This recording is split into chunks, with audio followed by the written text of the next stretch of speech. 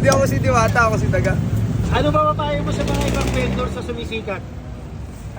Isa lang, mahalin nila yung kasikatan nila. Maglalaki ulo nila. Mahalin nila yung maliliit na tao na nagpasikat sa kanila. Dahil kung wala yung maliliit na tao, wala sila rin sa kinakatayuan nila. Ito yung nag-viral dati na hotdog Kuya Daga. Sa mga hindi nakakakilala sa kanya, siya nga pala si Kuya Daga. Siya lang naman yung nagpasikat dyan sa overload hotdog na yan. Sobrang sikat niya at talaga namang pinipilahan at dinadayo noong 2022. Ngunit bigla siyang nawala dahil napaalis siya sa pwesto niya. Kaya bisitahin natin siya ulit at makipagkwentuhan. Kuya, nahanap ka rin ulit Tagal namin bumabalik-balik dito, hindi kita makita Baka nakapigit ka. Pupunta mo rito. Tuwing anong oras ka ba nandito? Alas 6 lang ng gabi. Alas 6 hanggang anong oras? Hanggang alas 3 ng madaling araw. Hanggang alas 3 ng madaling araw. Yung mga hotdog mo, ganun pa rin yung presyohan. Magkano na ba siya ngayon? Medyo tumaas siya ng 5 piso. Magkano? 50, 60. Ito, magkano to? 60 na 60. Ito, 50, ito, 60. 60. So 60, 60, 50. Yan. Hindi mo pwedeng taasan ng sobra-sobra. Oh. Hindi ka mamahalin. Pero may bago meron ka ng cucumbers ngayon Dati walang cucumber yan Nag-request May nag-request ba? Sundin natin yung customer. Siyempre, sundin ng customer.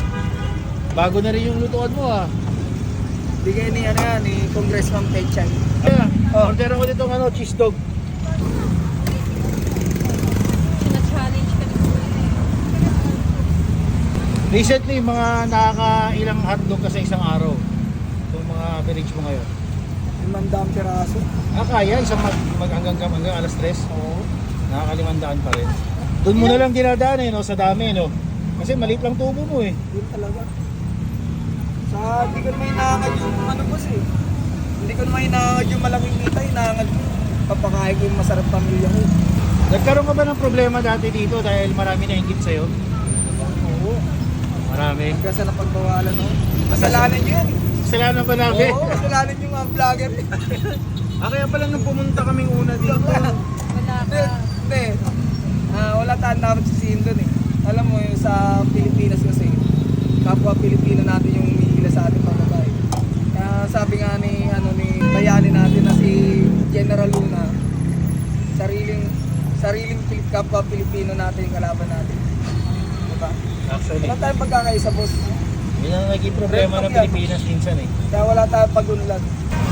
Nagpa-feeding na ako, boss. Ayun, yun ang malupit. Hindi naman natin matadala sa mukha yung pera, boss kung ano yung kahit sabi mong hindi ako magpera, kumikita tayo ng sakto. Huwag natin ibubuli sa lahat yun. Papatikin natin sa ibang tao na hindi nila kaya bumili ng ganito, di ba? Marami tayong kababayan na tapos palad na hindi sila nakatikim ng paninda natin. Mamaya papakita ko sa inyo kung paano kami nagpapibing doon sa barangay natin. Ayan guys, so nagpa-feeding program pa si Kuya Daga. Pakain siya sa mga mga nangangailangan. Atin ang mindset natin sa buhay. Kung paano mamahalin yung kapwa kami bilang tao. Kaya nga sabi ko, ang pagsikat hindi mo inaangat dapat yan Dapat kung ano ka dati, ganun ka pa rin hanggang sa pagsikat mo yun lang advice ko kay Idol Diwata. Mahal kita kaso lumaki ulo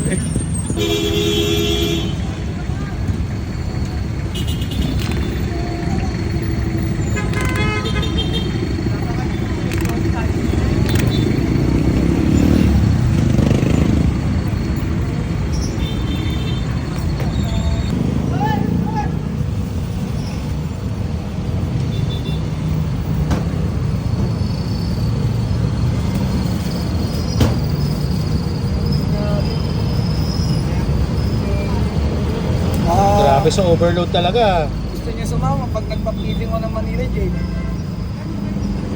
Papakain ako sa mga preso Tuwing kailan ka nagpapakain? Hindi ko lang alam, i-schedule pa sa batong November. November. Gusto niyo lang naman sumama. Pwede man. Ito yung cheese dog. Cheese dog. Ito na guys. Nakuha ko na yung cheese dog ni Kuya Daga. Excited na ako. Na-miss ko to Guys, grabe. Nakita nyo ba yan? Hindi ko alam kung paano ko isusubo to. Ang laki. Punong-puno eh. Kinuha ko yung cheese dog. Ang presyo nito 60 pesos. Pero grabe, overload na. Tapos merong pinagbago dito. Kasi ngayon meron na siyang cucumbers. Dati ano lang, lettuce lang tapos cheese eh. Ngayon may cucumbers pa siya. Tapos hindi to basta-bastang mumuray na cucumber yung ginamit niya, yung konti yung buto. So, tikman na natin to.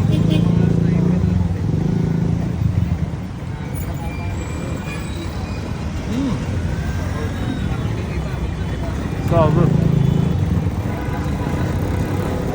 Ang sarap. Ang mga hotdog naman simple lang, masarap naman talaga yan. Actually, kahit sa bahay nyo, pwede nyo rin naman gawin to eh. Pero ang maganda dito, kahit pa paano, nakakasuporta tayo kay Kuya Daga. Dahil meron din siyang mga tinutulungan. Nagpapakain din siya, di ba? So yung isipin nyo na lang, pag kumain kayo dito, nakatulong na rin kayo in some way. Pinipiko na para magkasya sa bibig ko, no?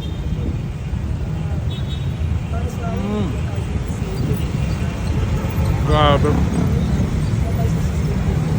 Hot talaga ng hotdog. Overload ng cheese, pati yung loob ng cheese. Cheese dog eh. Solid to guys. Buti na lang, nakita natin siya ulit kasi nakailang beses na kaming balik dito. Hindi na siya makita eh. Paminsan-minsan wala siya eh. So nandito nga pala tayo ulit guys sa Reyna Regente Street. Katabi lang to nung Lucky Chinatown, diba? Tapos may ano doon, isa United Bank.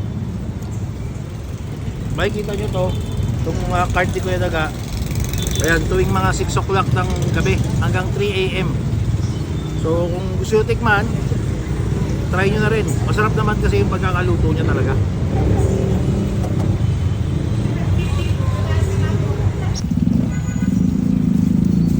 Dami nga yung manusana ulit. Tinanggihan ko na. Cheese. Overload talaga yung cheese, oh. Grabe yung cheese oh. Hindi nagbago. Siyempre, hindi nga nagbago yung mukha ko eh.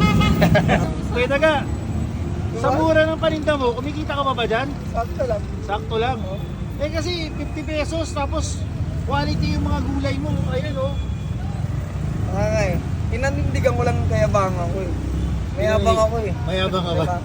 Yan yung pinasikat ko. Di pa, patunayan natin sa karamihan na pag sumikat ka, hindi ka nagbabago. Diba? Hindi naman lahat na negosyante mapanglamang. Ako yung negosyante na hindi mapanglamang. Ayun lang. Ayun oh. Ibang klase. Ano ba mapayo mo sa mga ibang vendor sa sumisikat? Isa lang. Mahalin nila yung kasikatan nila. Maglalaki ulo nila. Mahalin nila yung maliliit na tao na nagpasikat sa nila. Dahil kung wala yung maliliit na tao, wala sila rin sa kinakatayuan nila. Diba? Diba nga sabi nga na si Rizal, pag hindi ka marunong lumingin sa iyong pinanggalingan, mabaho ka pa sa malansang isda.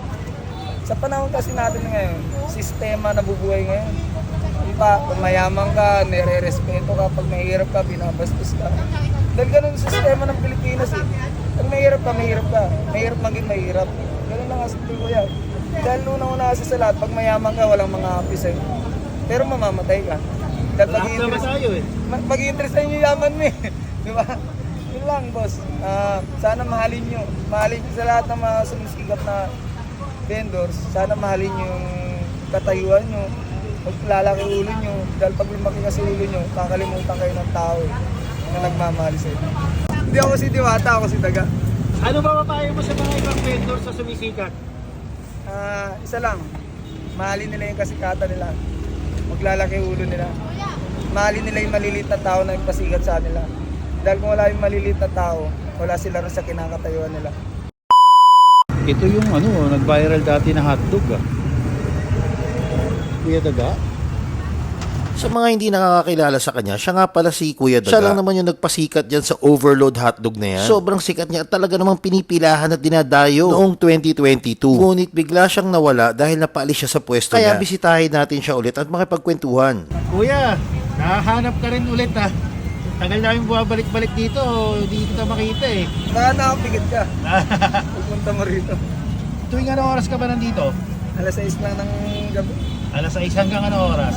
hanggang alas 3 ng madaling araw. Hanggang alas 3 ng madaling araw. Yung mga hotdog mo, ganun pa rin yung presyohan. Magkano na ba siya ngayon? Medyo tumaas siya ng ano, 5 piso. Magkano? Kalima. 50, 60. Ito, magkano to? 60 na ano? 60. Ito, 50, ito, 60. 60. So 60, 60, 50. Yan. Hindi mo pwede taasan ng sobra-sobra. Oh. Hindi ka mamahalin. Pero may bago ah. Meron ka ng cucumbers ngayon ah. Dati walang cucumber yan eh. Nag-request eh. May nag-request ba? Sundin natin yung customer. Siyempre, sundin ng customer. Bago na rin yung lutuan mo ah. Hindi kayo ni, ano yan, ni Congressman Pechay. Order ako nitong ano, cheese dog. Sina-challenge ka dito. Recently, mga nakakailang hotdog ka sa isang araw. Itong mga average mo ngayon. 500 piraso. Kaya isang hanggang alas 3. Oo. Nakakalimandaan pa rin. Doon mo na lang dinadaan eh, no? Sa dami, no? Kasi maliit lang tubo mo eh. Yun talaga.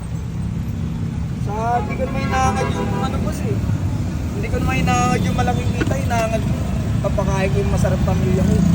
Nagkaroon ka ba ng problema dati dito dahil marami na ingit sa'yo? Oo. Marami. Hanggang sa napagbawalan no. Kasalanan nyo yan eh. Kasalanan ba namin? Oo, kasalanan yung mga vlogger. Kaya pala nung pumunta kaming una dito. Wala Hindi, ka. hindi. Wala tayong dapat sisihin doon eh. Alam mo yung sa Pilipinas kasi, kapwa Pilipino natin yung humihila sa ating pagbabae. Kaya sabi nga ni bayani natin na si General Luna, sariling kapwa Pilipino natin yung kalaban natin. Diba? Actually, Wala tayong pagkakaisa boss. yun ang naging problema ng Pilipinas minsan eh. Kaya wala tayong pagunlad. Nagpa-feeding na ako boss. Ayun, yun ang malupit. Hindi naman natin madadala sa mukha yung pera boss eh. Kung ano yung kahit sabi mong hindi ako magpera, kumikita tayo ng sakto. Huwag natin ibubuli sa lahat yun. Papatikin natin sa ibang tao na hindi nila kaya bumili ng ganito, di ba? Marami tayong pagbabayan na tapos palad na hindi sila nakatikim ng paninda natin. Mamaya papakita ko sa inyo kung paano kami nagpag-feeding doon sa barangay natin. Ayan guys, so nagpa-feeding program pa si Kuya Daga. Pakain siya sa mga mga nangangailangan. Natin ang mindset natin sa buhay. Kung paano mamahalin yung kapwa kami bilang tao. Kaya sabi ko, ang pagsikat hindi mo inaangat dapat yan eh. Dapat kung ano ka dati, ganun ka pa rin hanggang sa pagsikat mo eh. Yun ang advice ko kay Idol Diwata. Mahal kita kaso lumaki ulog eh.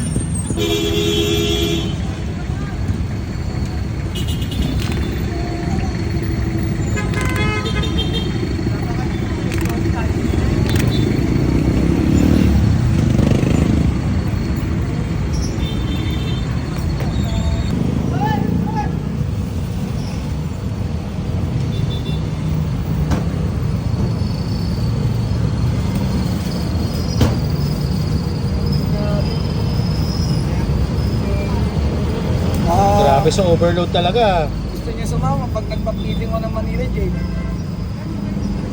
Papakain ako sa mga preso eh. Tuwing kailan ka nagpapakain? Hindi ko lang alam, may schedule pa sa batong November. November. Gusto niyo lang naman sumama. Pwede man. Ito yung cheese ball. Cheese dog. Ito na guys. Nakuha ko na yung cheese dog ni Kuya Daga. Excited na ako, na-miss ko to eh. Guys, grabe, nakita nyo ba yan? Hindi ko alam kung paano ko isusubo to. Ang laki! Punong-puno eh. Yung kinuha ko yung cheese dog, ang presyo nito 60 pesos. Pero grabe, overload na. Tapos merong pinagbago dito.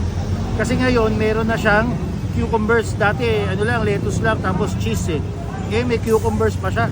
Tapos hindi to basta-bastang mumuray na cucumber yung ginamit niya, yung konti yung buto. So, tikman na natin to.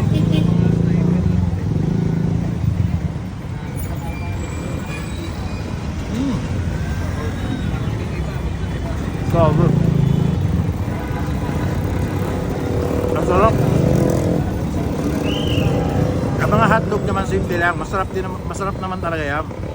Actually, kahit sa bahay nyo, pwede nyo rin naman gawin to eh. Pero ang maganda dito, kahit pa paano, nakakasuporta tayo kay Kuya Daga. Dahil meron din siyang mga tinutulungan. Nagpapakain din siya, di ba? So yung isipin nyo na lang, pag kumain kayo dito, nakatulong na rin kayo in some way. Pinipiko na para magkasya sa bibig ko, no?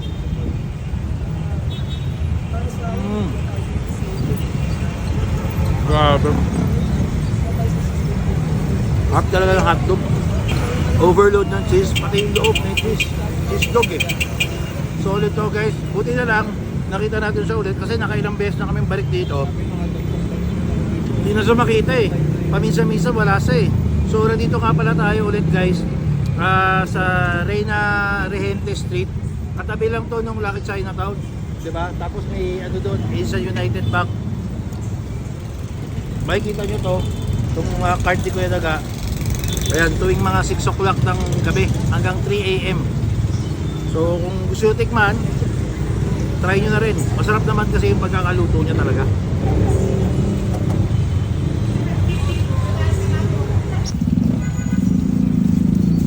Dami ang manusana ulit. Tinanggihan ko na. Yes, overload talaga yung cheese, oh. Grabe yung cheese oh. Hindi nagbago. Siyempre, hindi nga nagbago yung mukha ko eh. Kuya Daga, sa mura ng paninda mo, kumikita ka pa ba dyan? Sakto lang. Sakto lang. Eh kasi 50 pesos tapos quality yung mga gulay mo. Ayun oh. Nga eh. Pinanindigan ko lang kayabangan ko eh. Mayabang ako eh. Mayabang ka ba? Diba? Yan yung pinasikat ko. Di pa patunayan natin sa karamihan na pag sumikat ka, hindi ka nagbabago. Diba? Hindi naman lahat na negosyante mapanglamang.